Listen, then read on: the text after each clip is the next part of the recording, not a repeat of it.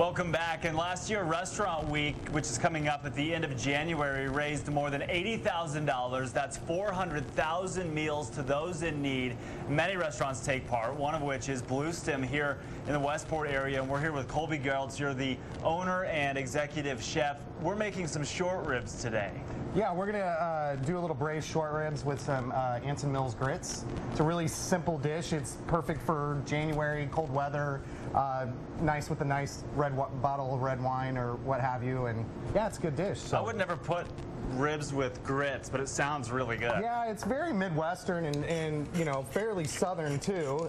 It's just a nice, homey, warm, you know, sitting around the fireplace, you know, at the bottle of red wine. It's a really nice way to spend an evening in the winter. So you've got some salt and pepper on it? Yeah, just a little salt and pepper. And what we're going to do is we're going to start by, you know, essentially searing the meat.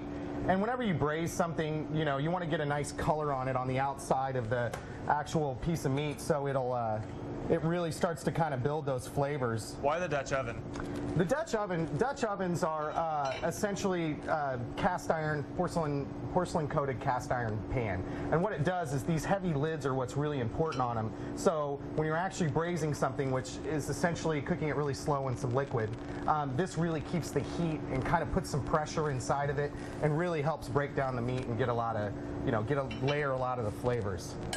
So we're going to start off by searing this in just a little bit of vegetable oil. We have a little bit of red onion, a little bit of garlic, a little bit of carrots, a little bit of celery.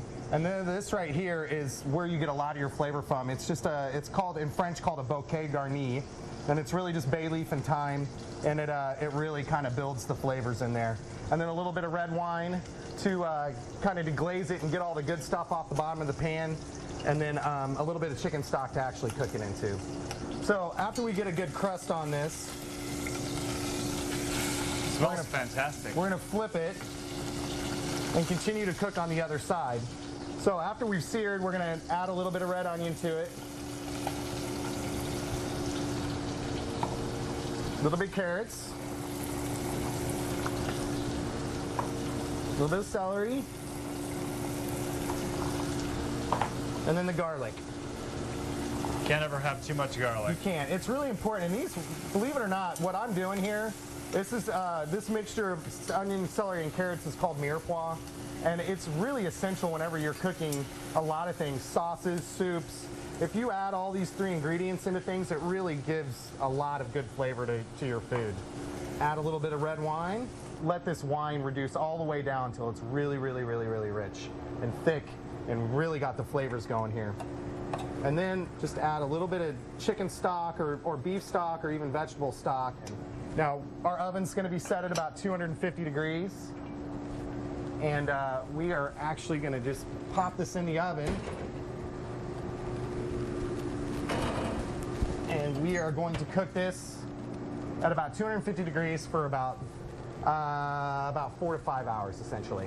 Great. Put our creamy grits down. These are spectacular. Put a little bit of our cheese on the top of those.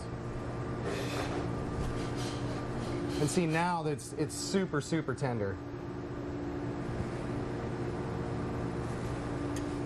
And then this is a little bit of the sauce, the braising liquid, which starts at this state, and we strain it out, take all the vegetables out, and then what we're left with is just a really, really nice sauce. Rich, got that red wine in there. And then we're just going to finish it with a little bit of greens, just like that. There you go. Colby, thank you so much. My and you pleasure. can find all of the info on this as well as the recipe on our website at KCTV5.com.